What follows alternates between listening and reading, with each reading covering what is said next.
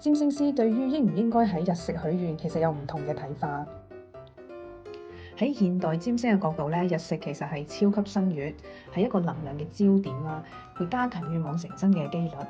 就因為係咁，我哋應該要好好運用佢嚟許願嘅。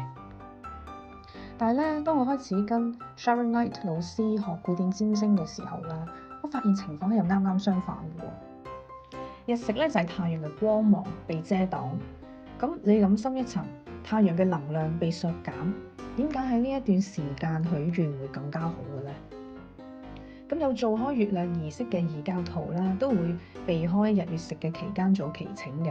咁佢哋形容日食嘅能量咧為好強烈啊、好混亂啊、充滿住挑戰啊咁。但係咧做內在檢視咧，咁就適合嘅。而喺古代中式玄學啦，日食都被描述為天狗食日嘅，咁係一個唔係咁好嘅隱喻啦。雖然呢個描述咧就係特別指日全食。今次嘅日食度數啊，同埋個行星組合咧，已經有佢嘅課題喺入邊嘅。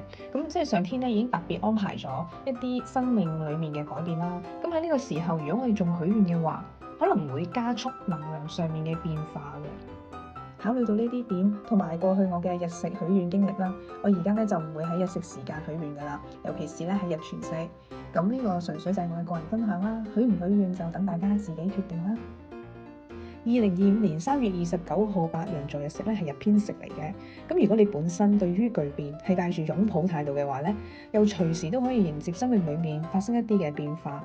咁你可以好好運用呢一個能量強烈嘅時段咧嚟重置你嘅系統嘅。但係對於唔係太適應變化嘅人嚟講咧，或者休息一次，等下個月嘅金牛新月先再許願啦。